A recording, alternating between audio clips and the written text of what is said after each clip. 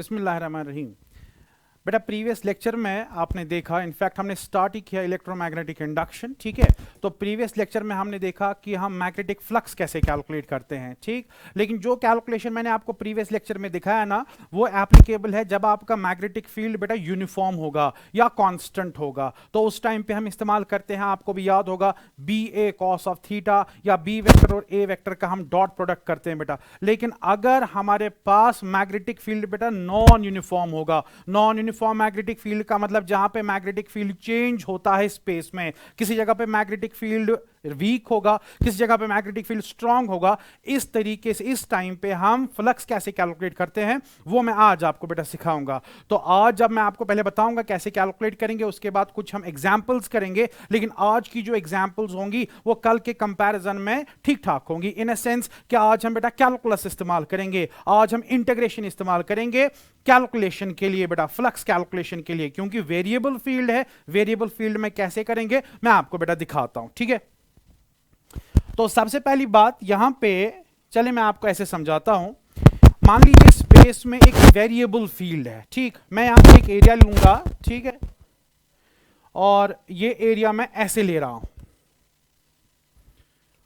तो बेटा ये एरिया जो है, जो मैंने कल भी आपको दिखाया था, इसमें जब मैंने ये स्पेस में रखा तो स्पेस में बेटा मैग्नेटिक फील्ड बेटा वैरी कर रहा है, चेंज हो रहा है, ठीक है, बहुत हद तक चेंज हो रहा है। मान लीजिए एक साइड से मैग्नेटिक फील्ड जो है वो मान लीजिए बेटा 10 टेस्ला के बराबर है, जबकि दूसरे साइड से मैग्नेटिक फील्ड मान लो 1000 टेस्ला के बराबर होगा बेटा, ठीक है। ये मैं आपको समझाने के लिए आपको बता रहा हूं। तो आप देखिए इस साइड से मैग्नेटिक फील्ड कितना कम है, यहां से मैग्नेटिक फील्ड कितना ज्यादा है। तो इस टाइम पे मैं बी ए कॉस थीटा की इक्वेशन इस्तेमाल नहीं कर सकता हूं, क्योंकि वहां पे आपको मैग्नेटिक फील्ड का एक वैल्यू चाहिए होता है।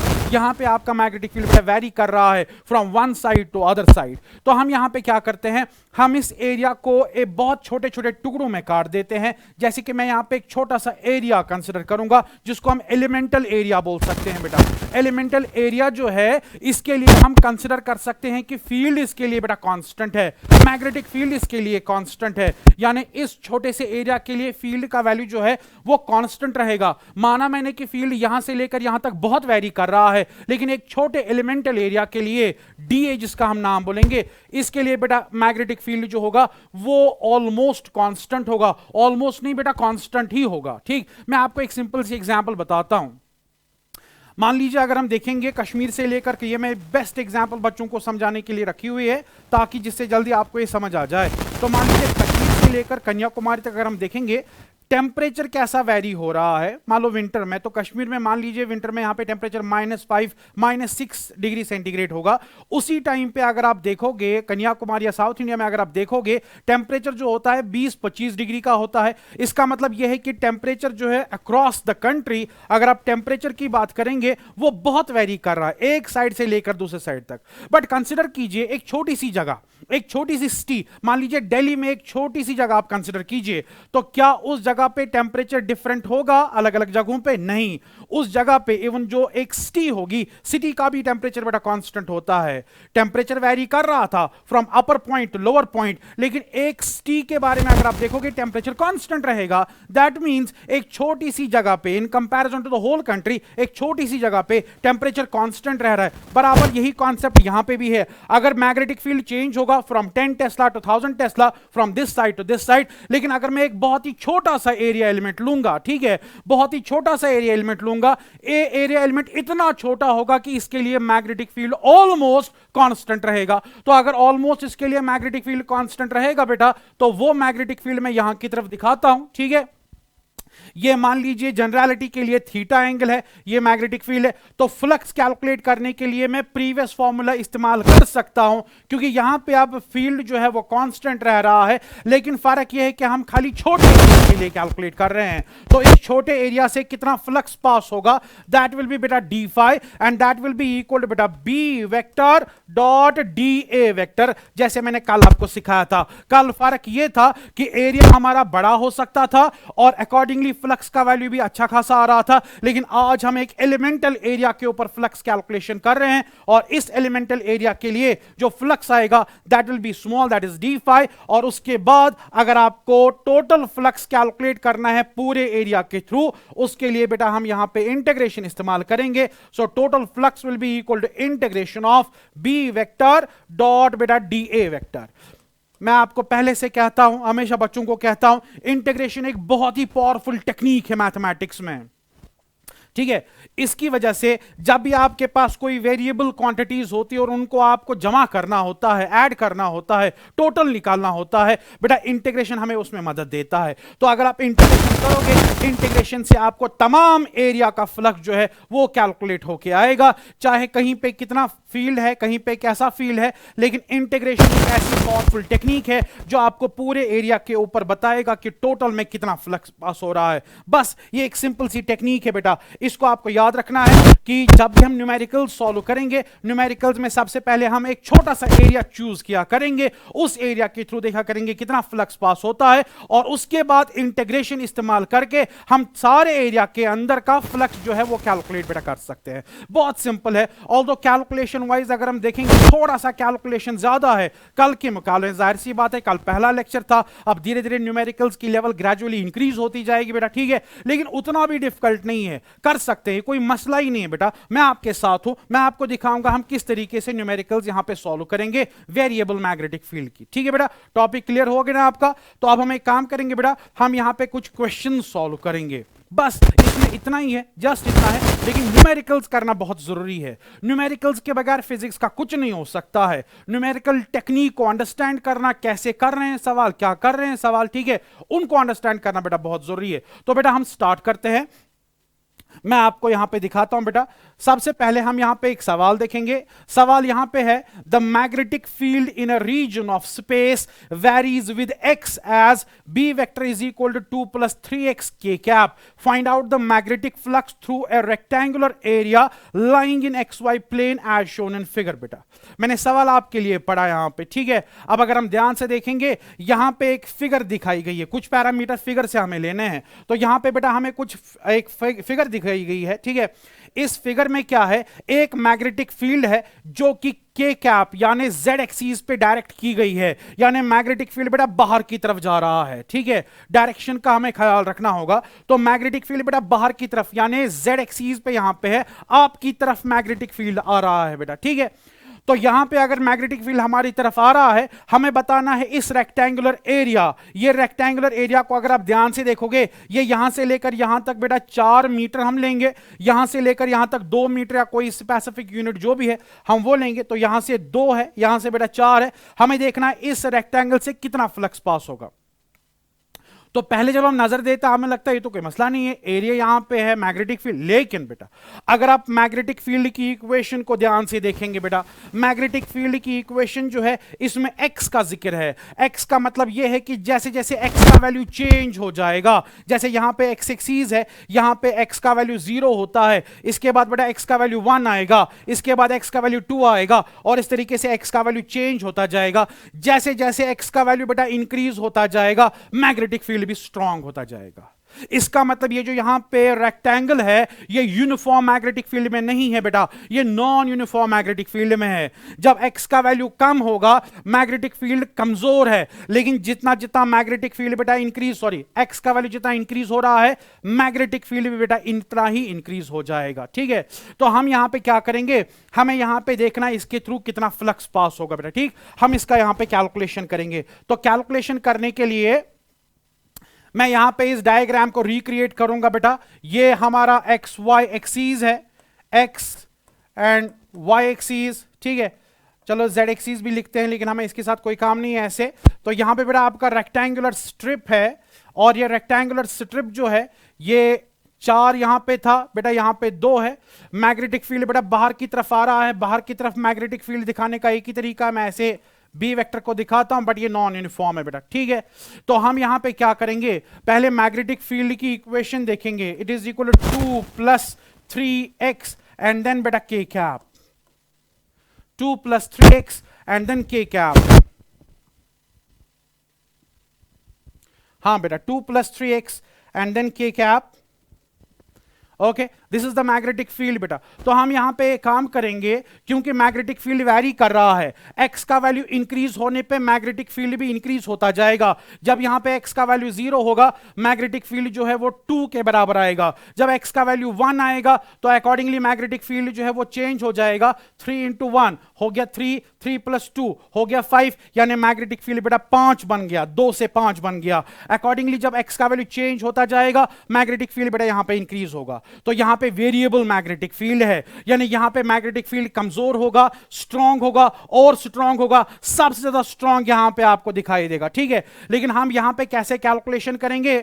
हम यहां पे कैलकुलेशन करेंगे, मैं यहां पे एक स्ट्रिप कंसीडर करूंगा, रेक्टेंगुलर स्ट्रिप बेटा कंसीडर करूंगा। ये एरिया का एक छोटा सा हिस्सा है। आप बोलेंगे सर आपने रेक्टेंगुलर स्ट्रिप क्यों ली? ठीक है, आपने छोटा सा डिब्बा क्यों नहीं लिया? बेटा ध्यान से देखेंगे, ये मैग्नेटिक फील्ड खाली एक्स से चेंज होता है। अगर एक्स का वैल्यू चेंज होगा तब जाके मैग्नेटिक फील्ड बेटा यहां पे चेंज हो रहा है। वाई के हिसाब से मैग्नेटिक फील्ड सेम है। अगर आप वाई चेंज करते हैं, मैग्नेटिक फील्ड पे कोई असर नहीं पड़ता है। यानी ये जो मैंने यहां पे छोटा सा स्ट्रिप यहां पे बनाया, इस स्ट्रिप का जो मैग्नेटिक फील्ड होगा वो सेम होगा ऊपर से लेकर नीचे तक। हां, अगर मैं स्ट्रिप बड़ा काटूंगा, मैग्नेटिक फील्ड बेटा चेंज हो जाएगा। लेकिन मैंने यहां पे स्ट्रिप बहुत पतला काटा, इतना पतला, मान लीजिए यहां से लेकर यहां तक ये खाली dx, ठीक है। और ये जो मैंने स्ट्रिप यहां पे काटी, ये x एक्सिस पे मान लीजिए x डिस्टेंस पे दूर है बेटा, x एक्सिस पे बेटा x है। तो मैंने यहां पे एक छोटा सा एरिया काटा हुआ है, रेक्टेंगुलर स्ट्रिप यहां पे काटा हुआ है। अगर मैं इसका एरिया देखूंगा बेटा, इसका एरिया जो होगा it will B DA vector and this will be equal बेटा, यहां पे ये सिंपल एक रेक्टेंगल लगता है और इस रेक्टेंगल का जो एरिया होगा दैट विल बी इक्वल बेटा लेंथ एंड ब्रेड्थ। तो अगर आप देखेंगे यहां से लेकर यहां तक ये बेटा 2 के बराबर है, ऊपर यहां पे 2 तक जाता है और यहां पे बेटा dx इसकी थिकनेस है, सो इट इज बेटा 2 इंटू dx। अगर हम डायरेक्शन की बात करेंगे, अगर मैं यहां पे ये एरिया लेता हूं, ठीक है, मैं इस एरिया का वेक्टर बेटा बाहर की तरफ लूंगा, मेरी मर्जी है। मुझे एक एरिया वेक्टर बनाना होता है जो एरिया पे परपेंडिकुलर होगा।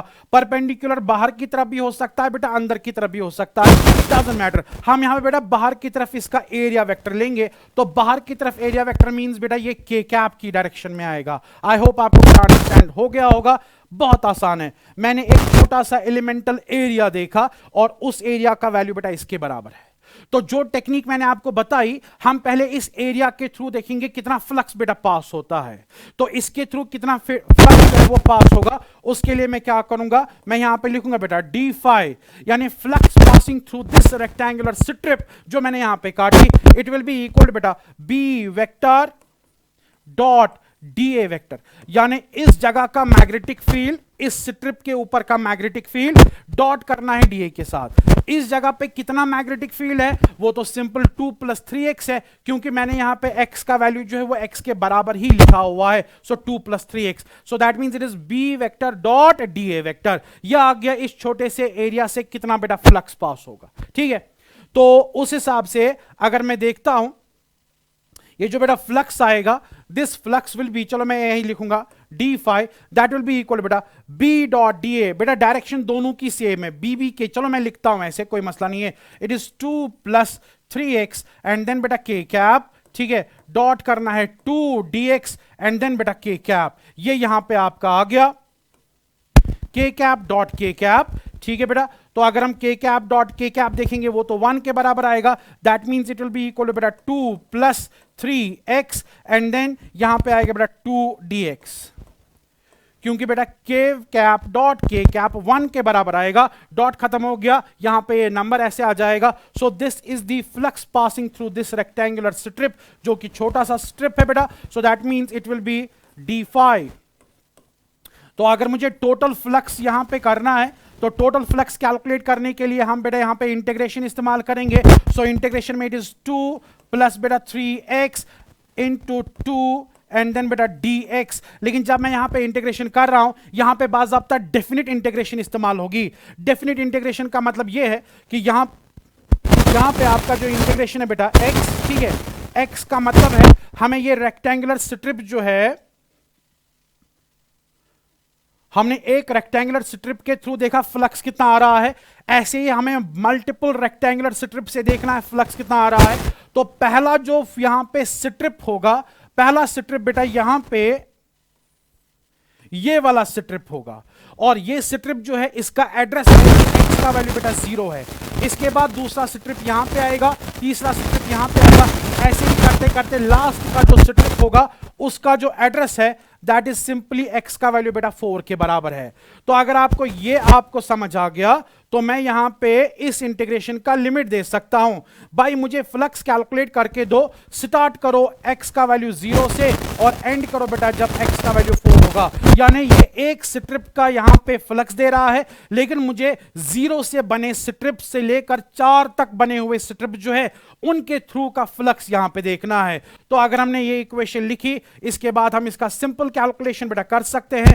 इसका मतलब ये है फाई विल बी इक्वल बेटा 2 बाहर निकलेगा, इसके बाद इंटीग्रेशन है, पढ़ा होगा आपने लोअर क्लास में 11th क्लास में 2 प्लस 3x एंड देन बेटा dx, इसका इंटीग्रेशन करना है फ्रॉम 0 to 4। बहुत आसान है बेटा, इंटीग्रेशन कर लेंगे, कोई मसला ही नहीं है इंटीग्रेशन का। दिस विल बी बेटा 2, इसके बाद यहां पे 2 आएगा, कांस्टेंट है तो इंटीग्रेशन बेटा 2x आएगा, प्लस 3 अपनी जगह पे कांस्टेंट है, x की इंटीग्रेशन आएगी बेटा x²/2। पढ़ा होगा आपने, पावर को ऐड करना है और एडिड पावर नीचे लिखना है। यहां पे x था नहीं, 0 था, तो मैंने 1 ऐड किया तो यहां पे x आ गया। यहां पे बेटा x का पावर 1 था तो इसका पावर ऐड करके 2 आ गया, डिवाइड बाय यहां पे 2 आएगा, एंड देन इसका यहां पे जो लोअर लिमिट है वो 0 है, अपर लिमिट जो है बेटा वो 4 के बराबर आएगा। बस इसके बाद ये सिंपल मैथमेटिकल एक्सरसाइज है और हमारा आंसर जो है वो आ जाएगा। सो दिस विल बी बेटा 2, यहां पे अपर लिमिट देंगे बेटा, यहां पे आएगा 2 इंटू एक्स के बदले बेटा 4 लिखना होगा, प्लस 3 यहां पे आएगा, फिर से एक्स के बदले यहां पे 4 लिखेंगे, डिवाइडेड बेटा 2, और उसके बाद बेटा x का वैल्यू 0, फिर से x का वैल्यू 0। दैट मींस ये टर्म्स काउंट नहीं करेंगी तो लिखने की जरूरत ही नहीं है, टाइम वेस्ट हो जाएगा, और अकॉर्डिंगली आपका बेटा आंसर यहां पे आ गया। दिस विल बी बेटा 2, यहां पे आ गया बेटा 8, प्लस यहां पे 16 को हाफ करेंगे बेटा 8 आएगा, 8 इंटू 3 बेटा 24 होगा, 24 को 8 के साथ बेटा ऐड करेंगे 32 आएगा, 32 को 2 से मल्टीप्लाई करेंगे and that means 32 multiplied by 2 is equal बेटा 64। बेटा इसके थ्रू 64 वेबर का फ्लक्स पास होगा बेटा। This is the integration technique. Integration technique पहला सवाल है, थोड़ा सा मैं आपको रिपीट करके दूंगा बेटा।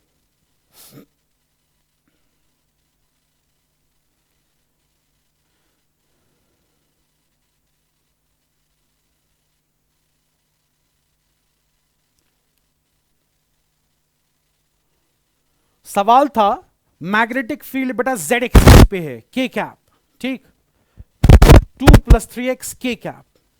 मैग्नेटिक फील्ड बाहर की तरफ आ रहा है, लेकिन मैग्नेटिक फील्ड बेटा कांस्टेंट नहीं है, वेरी कर रहा है, x के साथ चेंज हो रहा है।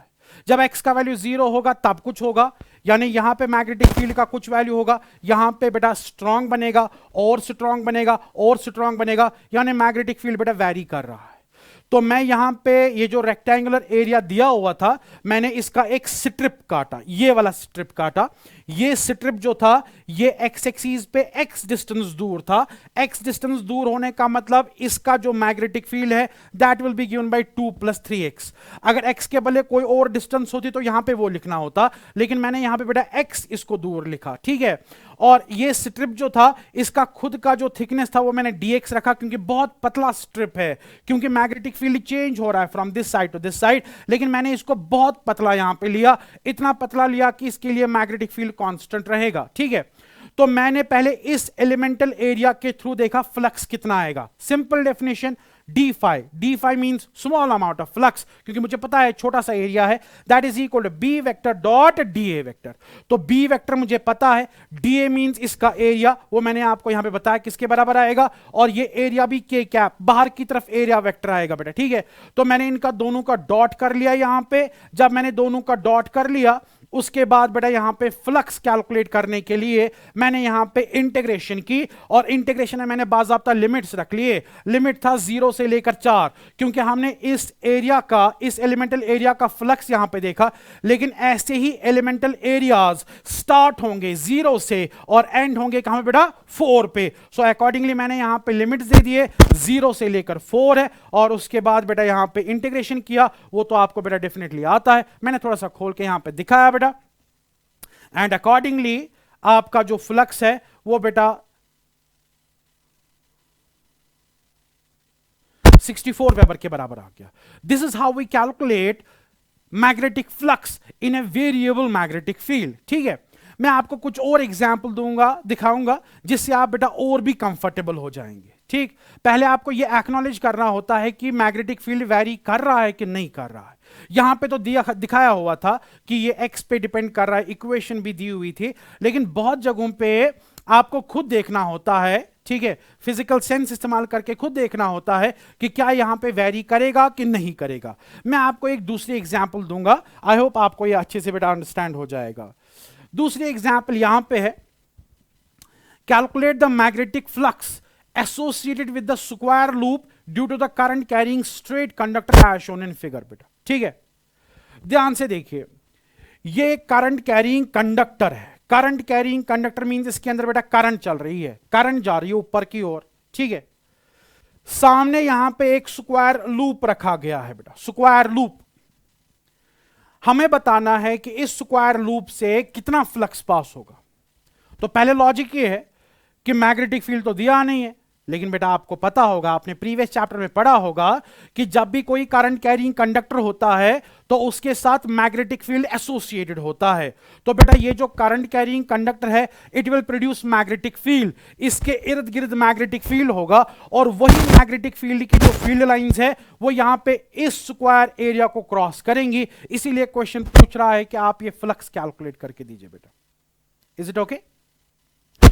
तो अगर हम देखेंगे यहां पे, सबसे पहले हमें देखना होगा मैग्नेटिक फील्ड कितना होगा। ठीक है, अब जाहिर सी बात है मैग्नेटिक फील्ड हमें इस कंडक्टर से निकालना है, तो मैग्नेटिक फील्ड जो है वो डिस्टेंस पे डिपेंड करेगा।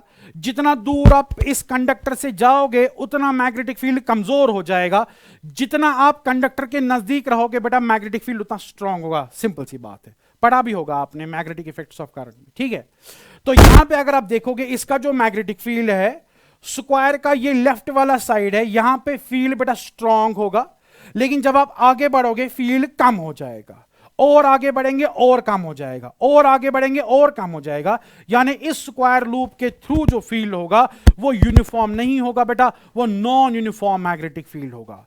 तो हमारे इस टॉपिक के लिए बहुत ही एप्ट क्वेश्चन है, बराबर क्वेश्चन है कि हम यहां पे देखेंगे इसके थ्रू कितना फ्लक्स यहां पे आएगा।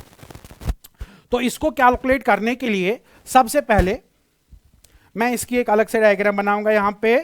तो ये बेटा हमारे पास एक कंडक्टर है जिसके अंदर बेटा करंट चल रही है, करंट आई चल रही है, और इसके सामने यहां पे एक स्क्वायर लूप रखा गया है बेटा। ठीक है, तो स्क्वायर लूप का जो यहां पे हिसाब है वो कुछ इस तरीके का है कि इसका ये वाला साइड यहां से ए दूर है और बाकी ये स्क्वायर लूप है, यानी हर साइड इसका सेम होगा। तो ये भी बी होगा, तो ये भी बेटा बी, यहां पे बी होगा। ठीक है, तो सबसे पहले हम देखते हैं कि इस करंट कैरिंग कंडक्टर से कितना मैग्नेटिक फील्ड प्रोड्यूस होता है एट एनी डिस्टेंस एक्स। तो कितना मैग्नेटिक फील्ड बेटा प्रोड्यूस होगा, that will be equal to mu not I divided by 2 pi x. यह आपने पढ़ा होगा मैग्नेटिक इफेक्ट्स में, सिंपल है। Magnetic field is equal to mu not I divided by 2 pi x, where x is the distance from this straight conductor. तो जितना आप दूर जाओगे, जितना एक्स का वैल्यू बढ़ेगा, मैग्नेटिक फील्ड बेटा कमजोर होता जाएगा। इनवर्स रिलेशन आप बेटा देख सकते हैं। ठीक है, तो यहां पे आप अगर देखोगे मैग्नेटिक फील्ड फिर से एक्स पे डिपेंड कर रहा है। इससे प्रीवियस न्यूमेरिकल में हमने देखा वहां पे भी एक्स पे डिपेंड कर रहा था, लेकिन वहां पे बेटा लीनियर रिलेशनशिप थी 2 + 3x, यहां पे इनवर्स रिलेशनशिप है। मैं आपको अलग अलग रिलेशनशिप्स दिखा के थोड़ी सी एक्सरसाइज कराना चाहता हूं। It is just I am making you comfortable while dealing with mathematics. बेटा मैथमेटिक्स के बगैर फिजिक्स नहीं हो सकता है, ठीक है। तो यहां पे आपके इनवर्स, आप डिफरेंट सिनेरियोज क्रिएट करके मैं आपको दिखा रहा हूं, इनवर्स है, लीनियर है, लेकिन असल में मेरा मकसद एज ए टीचर जो है वो ये है, मैं आपको प्रैक्टिस कराऊं कि कैसे हालात आ सकते हैं, कैसी सिचुएशन बन सकती है, ठीक है, और फिर हम उसको कैसे हैंडल कर सकते हैं। तो उसके हिसाब से अगर हम देखेंगे b जो है that is equal mu not I divide by 2 pi x। तो मैं एक काम करूंगा, फिर से आप देखिए मैग्नेटिक फील्ड खाली x के हिसाब से चेंज, यानी डिस्टेंस के हिसाब से चेंज हो रहा है, ऊपर नीचे बेटा चेंज नहीं हो रहा है, ऊपर नीचे चेंज नहीं हो रहा है, हां दाएं और बाएं चेंज हो रहा है। तो मैं एक काम करूंगा बेटा, मैं यहां पे फिर से एक रेक्टेंगुलर स्ट्रिप काटूंगा, ठीक है, और ये रेक्टेंगुलर स्ट्रिप जो है यहां से लेकर यहां तक है, मैं इसको बेटा शेड करूंगा और इस रेक्टेंगुलर स्ट्रिप की जो थिकनेस है वो बेटा dx के बराबर लूंगा, और ये रेक्टेंगुलर स्ट्रिप जो है ये मैं इस वायर से कितना दूर लूंगा बेटा, x दूर लूंगा, ताकि इस स्ट्रिप की जगह पे मैग्नेटिक फील्ड बराबर इसके बराबर हो। अगर आप बेटा यहां पे देखना चाहते हो यहां पे कितना मैग्नेटिक फील्ड है, तो आपको x के बदले a पुट करना होगा, सिंपल है, मैं थोड़ा सा आपको ये क्लियर करना चाहता हूं। अब मैंने ये रेक्टेंगुलर स्ट्रिप लिया at a distance of x, at a distance of x अगर आप देखोगे ये मैग्नेटिक फील्ड है बेटा, ठीक है। अच्छा, इस स्ट्रिप का खुद का एरिया भी देखेंगे क्योंकि वो भी बहुत जरूरत होता है, and that area of the strip is equal, इसकी थिकनेस बेटा dx है और इसकी जो हाइट है वो बेटा b के बराबर है, so it is simply b dx, खत्म। तो पहला न्यूमेरिकल आपको लगा होगा, लेकिन जब आप न्यूमेरिकल बार बार करते हैं, डिफरेंट टाइप न्यूमेरिकल करते हैं, डेफिनेटली आपको फिर आसान लगने लगता है। यही बात है बेटा न्यूमेरिकल्स की, जितने न्यूमेरिकल्स आप करोगे आप उतना कंफर्टेबल हो जाओगे। पहली बार आप थोड़ा सा कंफर्टेबल नहीं रहेंगे, लेकिन जब आप प्रैक्टिस करेंगे आप बहुत कंफर्टेबल हो जाते हैं बेटा, ठीक है। तो यहां पे आपका dA जो है that is equal to b dx। अगर हम डायरेक्शंस की बात करेंगे, यहां पे मैग्नेटिक फील्ड जो है आपने पढ़ा होगा बेटा, मैग्नेटिक फील्ड डायरेक्शन निकालने के लिए थंब जो है वो करंट की डायरेक्शन अगर दिखाता है तो उंगलियों का कर्ल यहां पे मैग्नेटिक फील्ड दिखाएगा, मींस मैग्नेटिक फील्ड यहां पे बेटा इनवर्ड्स होगा, तो इनवर्ड मैग्नेटिक फील्ड में ऐसे क्रॉस से दिखाते हैं हम, ठीक है। तो मैग्नेटिक फील्ड यहां पे इनवर्ड्स होगा। सो अगर हम मैग्नेटिक फील्ड की बात करेंगे इट इज बेटा minus k cap, to be more formal, अगर आप ज्यादा फॉर्मेलिटी देख रहे हैं डायरेक्शन क्या है क्या नहीं है, अदरवाइज हम खाली मैग्नीट्यूड के साथ यहां पे रिलेटेड है, ठीक है। तो यहां पे बेटा माइनस के कैप रहेगा। अगर हम एरिया की बात करेंगे, एरिया आपकी मर्जी है, आप बाहर की तरफ इसको के कैप दिखा सकते हैं, अंदर की तरफ माइनस के कैप, लेकिन क्योंकि हम हमेशा, इससे पहले न्यूमेरिकल में मैंने आपको के कैप यानी बाहर की तरफ एरिया दिखाया था, ये रेक्टेंगुलर एरिया है तो इसका जो एरिया वेक्टर है वो बाहर की तरफ दिखाएंगे, ठीक है। सो दैट इज बेटा के कैप, मुझे कोई फर्क नहीं पड़ेगा सो लॉन्ग एज मुझे मैग्नीट्यूड मिलेगा बेटा, फ्लक्स का मैग्नीट्यूड। लेकिन अगर हम ज्यादा फॉर्मल रहेंगे तो माइनस के कैप, यहां पे के कैप। तो अकॉर्डिंगली बेटा इस स्ट्रिप के थ्रू जो यहां पे फ्लक्स होगा बेटा, इस स्ट्रिप के थ्रू जो यहां पे फ्लक्स होगा वो कैलकुलेट करने के लिए बेटा D phi will be equal to बेटा B vector dot DA vector, जैसे मैंने इससे पहले आपको पढ़ाया, and that means it is equal बेटा mu not I divided by 2 pi and then X minus K cap. इसको बेटा डॉट प्रोडक्ट करना है किसके साथ बेटा, बी डी एक्स, हाँ B D X and then बेटा के कैप। तो बेटा के कैप डॉट के कैप 1 के बराबर आएगा, तो माइनस यहां पे बेटा साइन है, माइनस साइन यहां पे बेटा प्रिजर्व रहेगी, तो यहां पे मैं लिखूंगा this will be equal to बेटा माइनस म्यू नॉट आई, उसके साथ बेटा यहां पे बी आएगा, उसके बाद यहां पे बेटा 2 पाई x आएगा और यहां बेटा dx आएगा। बेटा ये जो फ्लक्स है ये इस छोटे से रेक्टेंगुलर एरिया, छोटे से रेक्टेंगुलर स्ट्रिप से फ्लक्स पास हो रहा है, ठीक है। अब अगर मुझे सारे स्क्वायर के थ्रू देखना है कितना फ्लक्स पास होगा, मुझे इंटीग्रेट करना पड़ेगा, ठीक है। और इंटीग्रेट कैसे करना पड़ेगा, रेक्टेंगुलर हमें इससे देखना है कितना फ्लक्स है, तो रेक्टेंगुलर स्ट्रिप्स में मैंने देखा तो ऐसा ही रेक्टेंगुलर स्ट्रिप बेटा यहां पे पहला बनेगा जिसका एड्रेस ये होगा कि x का वैल्यू बेटा a के बराबर, पहला रेक्टेंगुलर स्ट्रिप a पे बनेगा, उसके बाद दूसरा, उसके बाद तीसरा, उसके बाद सो ऑन, और लास्ट में जो होगा वो इस वायर से a प्लस b यानी इतनी दूर होगा बेटा। क्योंकि हम इन स्ट्रिप्स की जो डिस्टेंस है वो x से मेजर कर रहे हैं।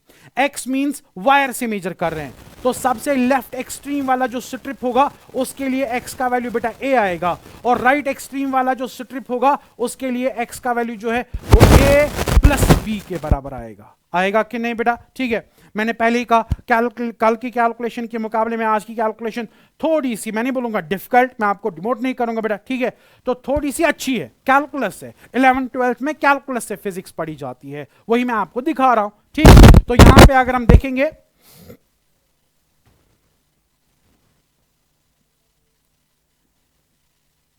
सो this is the flux passing through small area.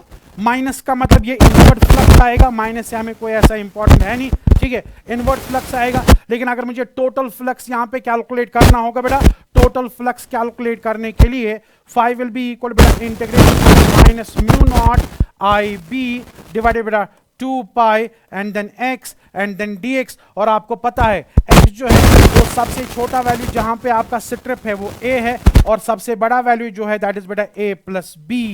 ठीक है, वही मैं आपको समझा रहा था, स्ट्रिप्स का पहला एड्रेस a पे, स्ट्रिप a पे स्टार्ट होता है और लास्ट वाला स्ट्रिप बेटा a प्लस b पे। अगर आप प्रीवियस न्यूमेरिकल की बात करेंगे वहां पे बेटा पहला स्ट्रिप जो था वो बेटा 0 पे स्टार्ट होता था और लास्ट वाला स्ट्रिप बेटा 4 पे खत्म होता था, लेकिन यहां पे पहला स्ट्रिप a पे है, ठीक, और लास्ट का स्ट्रिप जो है वो बेटा a प्लस b पे आएगा। बस इसके बाद हमें इसको सॉल्व करना पड़ेगा। तो यहां पे आपका जो फ्लक्स आएगा बेटा that will be equal to minus mu naught IB divided by बेटा 2 pi। अब इंटीग्रेशन आएगा, इंटीग्रेशन ऑफ dx डिवाइडेड बेटा x from a to a plus b। बेटा 11th क्लास में आपने पढ़ा होगा integration of dx divided by x that is simply equal to natural log, so that means it is equal to minus mu not IB divided बेटा 2 pi। फिर से बताऊंगा integration of 1 by X D X that is बेटा log of x to the base e, लेकिन limits रहेंगे a से लेकर a plus b तक, एंड अकॉर्डिंगली बेटा आपका जो फ्लक्स आएगा that will be equal to minus mu not I B divided बेटा 2 पाई, एंड देन यहां बेटा पहले अपर लिमिट आएगा log of a plus b to the base e minus lower limit आएगा लॉग ऑफ बेटा a। और आपने पढ़ा होगा बेटा log m minus log n that is बेटा log m बाई n, तो इसको ज्यादा कॉम्पैक्ट फॉर्म में हम लिख सकते हैं, और यहां पे आपका जो आंसर आएगा बेटा that is equal to minus mu not I B divided बेटा 2 पाई, एंड देन यहां पे आएगा log of a plus b divided by बेटा a to the base e। This is the flux passing through the said area, जहां से हमें निकालना था वहां से बेटा ये फ्लक्स पास होगा। माइनस का मतलब इनवर्ड, क्योंकि हमने एरिया वेक्टर बाहर की तरफ लिया, मैग्नेटिक फील्ड अंदर की तरफ जा रहा था, तो मैंने आपको कल के लेक्चर में, प्रीवियस लेक्चर में बताया था इनवर्ड फ्लक्स क्या है, ये क्या है। लेकिन मैग्नीट्यूड जो फ्लक्स का होगा बेटा that is mu not I B divide by 2 pi log a plus b divide by a। This is how we have calculated flux passing through this square loop बेटा।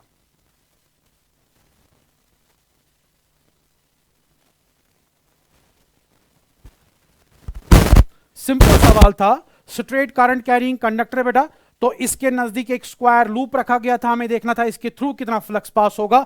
तो हमने क्या किया, हमने पहले मैग्नेटिक फील्ड देखा एक रेक्टेंगुलर स्ट्रिप की साइड पे कितना होगा। रेक्टेंगुलर स्ट्रिप की साइड पे फील्ड का वैल्यू इतना है, इस रेक्टेंगुलर स्ट्रिप का एरिया इतना है, ठीक है।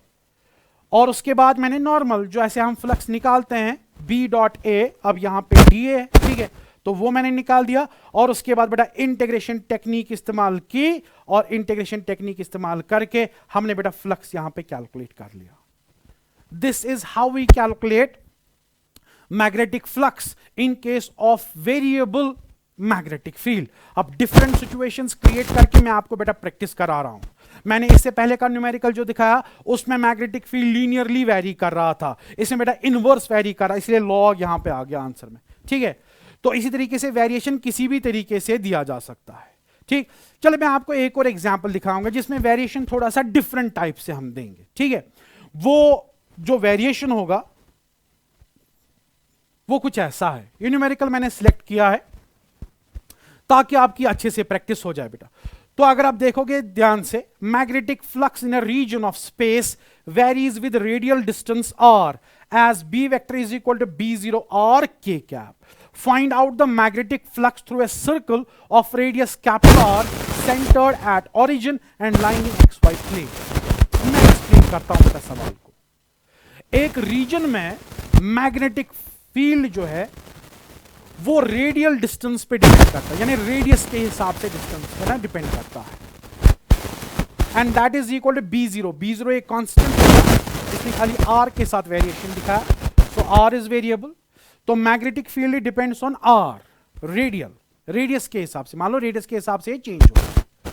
जब r का वैल्यू 0 होगा there will be no magnetic field. जब r का वैल्यू बढ़ने लगेगा मैग्नेटिक फील्ड बेटा आने लगेगा, ठीक है। मैग्नेटिक फील्ड की डायरेक्शन k कैप मींस बाहर की तरफ, तो रेडियस के हिसाब से मैग्नेटिक फील्ड चेंज हो रहा है। यहां पे मैग्नेटिक फील्ड जो है वो 0 है, यहां पे मैग्नेटिक फील्ड स्ट्रांग होगा, यहां पे मैग्नेटिक फील्ड और भी स्ट्रांग होगा। इस तरीके से जितना आप दूर जाओगे मैग्नेटिक फील्ड उतना स्ट्रांग होता जाएगा। सवाल बहुत सिंपल है, हमें एक सर्कल बनाना है जिसका रेडियस कैपिटल R है। उस कैपिटल R वाले सर्कल से देखना है कितना फ्लक्स जो है वो क्रॉस हो रहा है, ठीक है। तो देखिए हम क्या करते हैं बेटा, मैं यहां पे ये रीजन रिक्रिएट करूंगा। ये बेटा रीजन है और यहां पे बेटा मैग्नेटिक फील्ड वैरी कर रहा है, and magnetic field is equal बेटा b0 और k कैप, ठीक है।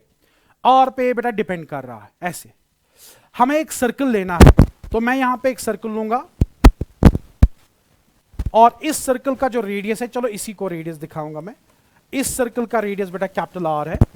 हमें इस सर्कल के थ्रू बताना कितना फ्लक्स आएगा। याद रहे बेटा, ये जो R है इससे मैग्नेटिक फील्ड चेंज होगा। यहां पे मैग्नेटिक फील्ड 0, यहां से दूर जाएंगे चाहे यहां की तरफ मैग्नेटिक फील्ड स्ट्रांग होता जाएगा बेटा, ठीक है।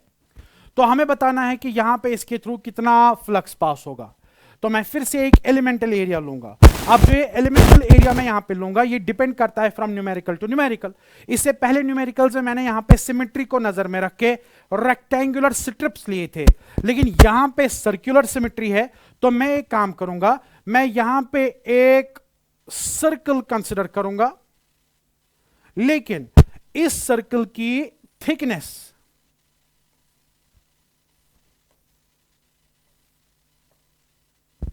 जो है वो बहुत छोटी रखूंगा। ये जो मैंने यहां पे सर्कल लिया ऐसे, इसका रेडियस बेटा स्मॉल r है और इस सर्कल की जो थिकनेस है बेटा वो dr के बराबर रखूंगा मैं।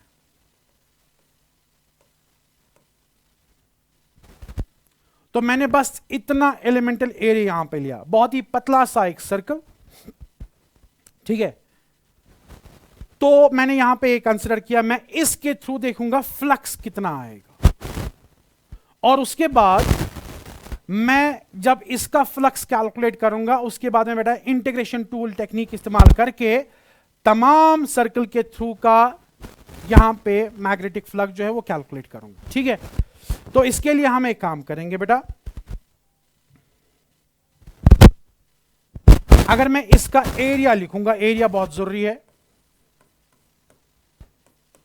This area will be equal, याद रखिएगा जब भी आप ऐसे एक सर्कल लेते हैं जिसकी थिकनेस बेटा dr के बराबर है, ठीक है, इसका एरिया जो होता है that is equal to 2 pi r dr, 2 pi r dr।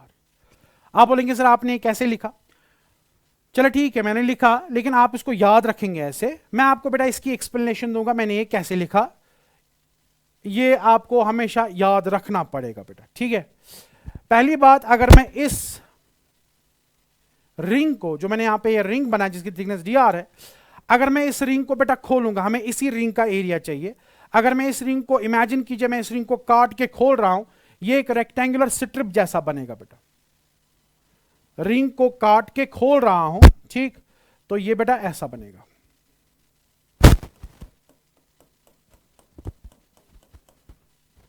ये असल में ऐसे रिंग था, मैंने इसको काट के ऐसे खोल दिया, तो अगर आप इसकी लेंथ देखोगे that will be equal to बेटा सर्कमफ्रेंस, जो इस रिंग की सर्कमफ्रेंस थी।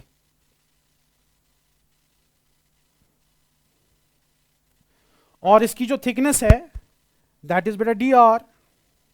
तो अगर आपको बेटा एरिया चाहिए इस रिंग का, जो शेडेड यहां पे पोर्शन है, इसका जो एरिया होगा, जाहिर सी बात है area will be equal to बेटा length into breadth 2 pi R and D are.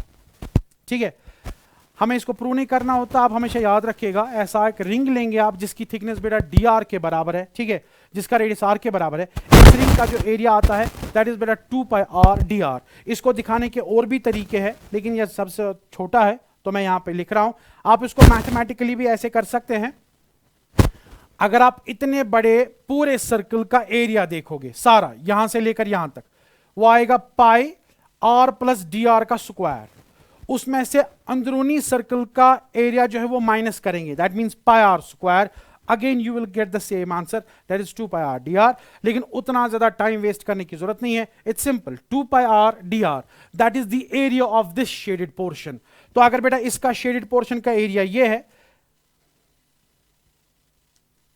और फिर से अगर आप देखोगे मैग्नेटिक फील्ड के कैप बाहर की तरफ है, एरिया वेक्टर वो भी बाहर की तरफ आएगा, तो बहुत आसान है। यहां पे अगर हम देखेंगे इस रिंग के थ्रू, जो एलिमेंटल रिंग है, इसके थ्रू जो फ्लक्स होगा that is simply equal to B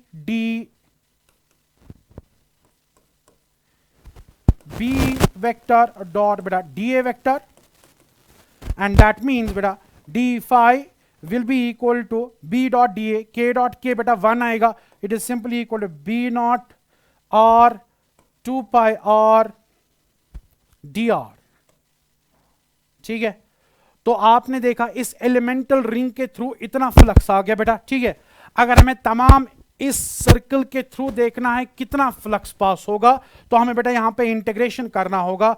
that means flux will be equal to integration of b naught R 2 pi R and बेटा डी आर। लेकिन यहां पे अगर आप देखोगे इंटीग्रेशन का वेरिएबल आर है, आर का वैल्यू जो है वो यहां पे स्टार्ट होता है, और लास्ट वाला वैल्यू स्मॉल आर का जो हमें लेना है वो बेटा इस सर्कल का रेडियस यानी कैपिटल आर है। यानी ये जो रिंग है, हमें सबसे पहला रिंग जो है वो यहां पे ये वाला सिलेक्ट करना होगा जो कि 0 पे है। उसके बाद ऐसे ही रिंग्स जमा करते करते लास्ट वाला रिंग आपको ये लेना है जिसका रेडियस बेटा आर के बराबर होगा।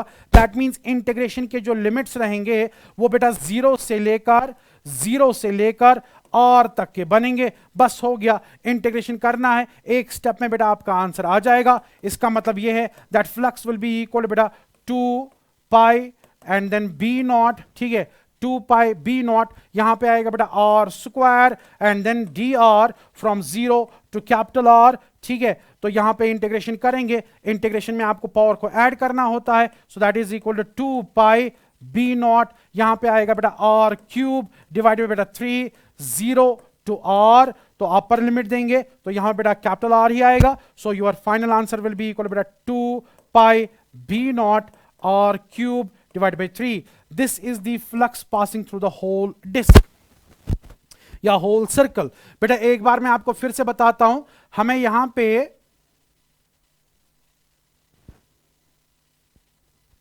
एक मैग्नेटिक फील्ड दिया गया था जो कि रेडियली चेंज हो रहा था। जितना ओरिजिन से आप दूर दूर जा रहे थे, मैग्नेटिक फील्ड बेटा उतना स्ट्रांग हो रहा था। तो हमें यहां पे देखना था इस सर्कल के थ्रू कितना फ्लक्स पास होगा। मैंने एक एलिमेंटल रिंग चूज किया जिसका रेडियस स्मॉल आर था, जिसकी थिकनेस बेटा डी आर के बराबर थी। तो मैंने इस एलिमेंटल रिंग का एरिया निकाला जो कि 2 पाई आर डी आर के बराबर होगा। उसके बाद जैसे मैंने प्रोसीजर आपको दिखाया था वही प्रोसीजर फॉलो करके इंटीग्रेशन करके हम यहां बेटा सर्कल के थ्रू का फ्लक्स जो है वो निकाल लेते हैं। And this is how we calculate magnetic flux in variable magnetic field in different cases बेटा। ठीक है, तो मैंने यहां पे कुछ केसेस आपके सामने डिस्कस किए, आप और भी प्रॉब्लम्स खुद भी ट्राई कर सकते हैं। ठीक, तो आज यहां पे हमारा फ्लक्स का जो टॉपिक है ये बेटा खत्म हो जाता है। अब जो हमारा बेटा नेक्स्ट टॉपिक है वो हम नेक्स्ट लेक्चर में देखेंगे, लेकिन थोड़ा सा मैं उसके बारे में आपको बताता हूं। नेक्स्ट टॉपिक जो है ऑब्वियसली फ्लक्स को इन्वॉल्व करेगा, लेकिन नेक्स्ट टॉपिक जो है वो इस चैप्टर का बेटा सोल है, ठीक है, and that is called Faraday's laws of electromagnetic induction, Faraday's laws. तो नेक्स्ट लेक्चर में हम देखेंगे, लेकिन फैराडे के बारे में आपको थोड़ा सा बताऊंगा जिससे आपका कॉन्फिडेंस जो है वो स्ट्रांग हो जाएगा। फैराडे जो है, ठीक है, जिसके नाम पे ये है, जिसने बुनियाद रखी इलेक्ट्रिसिटी जनरेशन की, उस टाइम पे उसने दिखाया इलेक्ट्रिसिटी कैसे जनरेट कर सकते हैं। आज भी तकरीबन 150 साल, पौने 200 साल के बाद वही टेक्निक से इलेक्ट्रिसिटी जनरेट की जाती है। लेकिन बेटा जो माइकल फैराडे था, ठीक है, एक बुक बाइंडिंग शॉप पे मुलाजिम था, छोटा सा मुलाजिम था। जब भी कोई साइंस की बुक आती थी उसको बहुत अच्छे से पढ़ लेता था, उसको लिखता था, या बाकी चीजें जो भी पढ़ने में थी वो बेटा उसमें वो करता था, ठीक है। और एक टाइम पे रॉयल सोसाइटी ऑफ साइंस का प्रेसिडेंट बन गया। इतनी इंपॉर्टेंस है फिजिक्स में उसकी कि हम आज उसका बताया हुआ पढ़ रहे हैं यहां पे, ठीक है। कहना मुझे यह है कि जब इंसान के इरादे बहुत बुलंद होते हैं तब उस टाइम पे बेटा ये नीट और जेई के एग्जाम बहुत छोटी चीजें लगती है बेटा। आपका कॉन्फिडेंस, आपके इरादे बहुत मजबूत होने चाहिए। बाकी आपके जो ये कॉम्पिटिटिव एग्जाम्स है, जो आपकी एम्स और एस्पिरेशंस है, ये कुछ नहीं, आपको कोई नहीं रोक सकता इनको अचीव करने में बेटा, ठीक है। तो हम करेंगे काम, हम नेक्स्ट लेक्चर में Faraday's laws of electromagnetic induction पढ़ेंगे। बहुत इंपॉर्टेंट लेक्चर है बेटा, नेक्स्ट लेक्चर बेटा मिस नहीं करना, ठीक है। अल्लाह हाफिज, अल्लाह के हवाले आप भी, मैं